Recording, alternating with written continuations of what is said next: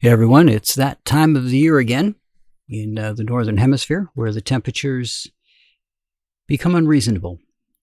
So, this week, what I want to talk about is things in your kit that you would want to keep for the weather. Um, so, having a good water bottle is essential. Another thing you might want to consider, depending on how long you're going to be out and where you're going to be, is getting a battery powered refrigerator. Put it in your vehicle, and then if you need a cold drink, you have one available at any time. Stock it with some bottled water, and you're good to go. Or whatever your favorite drink that you use to restore what you're sweating out would be. That way, anytime you need to get a drink, it's there. You don't have to go hunt someplace down to go get one. You have it available. They make backpacks that will hold water. If you're going to do that, this is kind of a double-edged sword. You can put some ice in them, maybe, if they open up enough. But the problem with that is it's going to be on your back, and unless it's got really good padding between your back and the water bottle, it's you're going to feel that cold on your spine. So you may have to refresh it again if you've got a refrigerator. Just take another bottle of cold water in there, pour in what you think you're going to need into your backpack, and just carry the backpack around to be able to take a drink whenever you want. Blender bottles and other bottles of that nature, the sports bottles, usually have a way that you can hook them to a carabiner. And that way you can just strap it up and carry it with you, and then you don't have to worry about having something to drink. You've got it with you. It's attached to your belt. It's attached to your camera bag, wherever you need to attach it so that you can just grab it when you need it.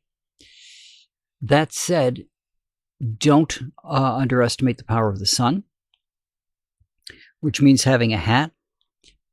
If you're going to be doing a lot of outdoor shooting, bear in mind that you may want to protect your neck and your nose and your arms, depending on how much skin you have exposed.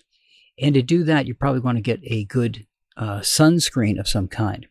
You're going to want to go with a sports one because outside, you're going to be moving from shot to shot and place to place. And that's more activity than just sitting outside. And the sports ones usually are a little more resilient when it comes to when you sweat. That is, they don't come off quite so easily. Now, an alternative to that is to plan out where you're going to shoot and make sure that when it gets to time for, while you're out shooting, you have a shady spot that you can get to. Now, if you're shooting portraits outside, you probably already have a shady spot laid out, but don't stand out in the sun to shoot somebody in the shade. And if you can get in the shade with them, do it. It'll be easier for you to get the lighting, but it also keeps you out of the sun and keeps that exposure down. When you're going to shoot someplace, scope it out in advance so you know where the breeze is typically going to be. For example, if you're shooting at Fort Ticonderoga, it's off of Lake Champlain. The arched entry into the fort becomes a wind tunnel most of the year. Awful come winter, but really nice in the summer that you can stand there and get a breeze that comes through. Plus, it is a arched tunnel, so while you're in there, you're out of the sun. So it gets you out of the sun. It gets you a nice breeze coming through there to help cool you down and makes for a safer shooting experience when you can find a spot like that that you can pop into. If you're shooting in some place like the wedding at the garden at Fort Ticonderoga, there's not a lot of shade there. They just lost a pair of trees, which does not help that shade proposition at all. There are a couple of places around there that you could scoot to take a moment or two out of the sun, like outside the gate that's heading down to the dock. There'll be a spot there that'll be shady, but look at where you're going to be. Get aerial photos if you can. if you can't just go there and see the site in advance, and plan out where you're going to duck to get out of the heat, to get out of the sunshine.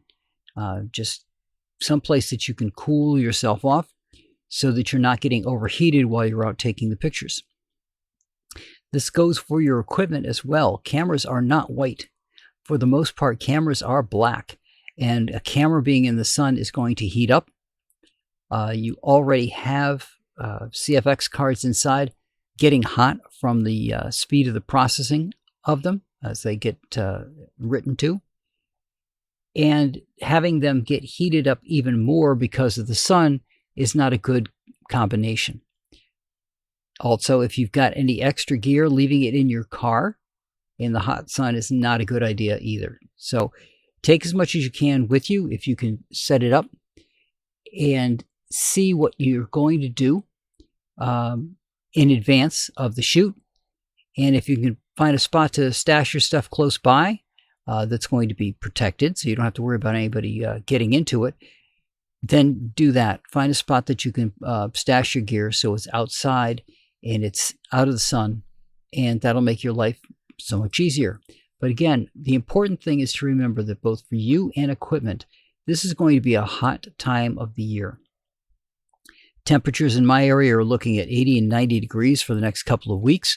So being outside shooting and doing events is going to be problematic.